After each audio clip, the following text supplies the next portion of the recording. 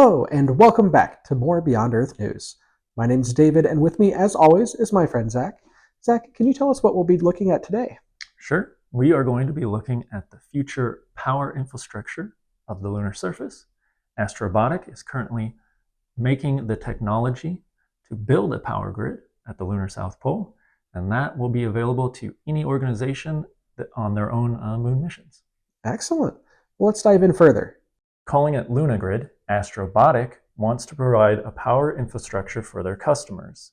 They plan to do this by using their own in-house built lunar landers, as well as developing the vertical solar array technology, or VSATs. Astrobotic will use their currently in development Griffin lunar lander to transport the VSATs to the lunar surface. These VSATs are mobile, allowing them to deploy onto the surface from the lander themselves and move to the best spot where they can deploy their solar arrays. The power generated by the VSATs will be distributed through wireless chargers and tethered cube rovers. The VSATs will include the necessary transformers and power management systems that will allow them to extend their power capabilities into a full-fledged power grid. Rovers, landers, and base structures will be able to connect into the grid, which will allow for longer missions that can last through long lunar nights. Astrobotic is already in full swing of the development of this technology. The mobility system already has an engineering model for testing and is called the VSAT, Optimized for Lunar Traverse, or VOLT. The testing is being conducted at the Simulated Lunar Operations Laboratory at NASA's Glenn Research Center in Cleveland, Ohio. The tests have demonstrated VOLT's stability, gimbal functionality, and sun tracking capabilities on an inclined bed of lunar regolith simulant. The Volt performed well. It has been designed to operate on a 15-degree slope, but it was found to be able to operate on inclines of up to 20 degrees. Its gimbal also maintained a level position within a 3-degree tolerance, demonstrating it can support the 60-foot, 18-meter tall solar arrays.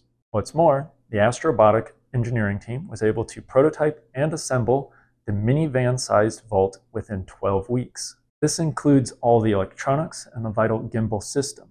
The gimbal is what will stabilize the solar arrays as they track the sun's movements, as well as keep them level when the Volt parks on uneven lunar ground. Astrobotic plans to unveil the full engineering model in October at the Keystone Space Conference in Pittsburgh, Pennsylvania. They plan to demonstrate elements of the LunaGrid on the lunar surface no earlier than mid-2026, before they have a fully operational LunaGrid in place by 2028. All right, Astrobotic and their LunaGrid. Power infrastructure is probably not the most exciting thing for most people, but this is a vital step towards that permanent outpost. We need the power before we can really set up that permanent base. So for me, this is actually very exciting because I want a moon base. Absolutely. Simple as that. Yeah. I want to see people on the moon. I want to see us there for long durations, for year-round missions. So this is a step in that direction. So I can't wait to see this, in place, in action. What about you? What do you think? Yeah, I really agree. Having that infrastructure in place is absolutely critical.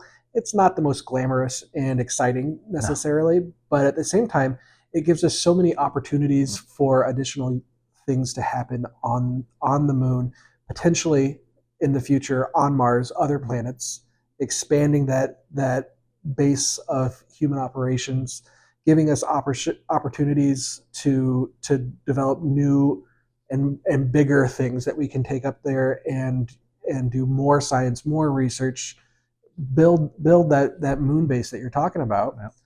And to me, that's exciting. But this is really just more of like a get the ball rolling kind of thing. Yeah.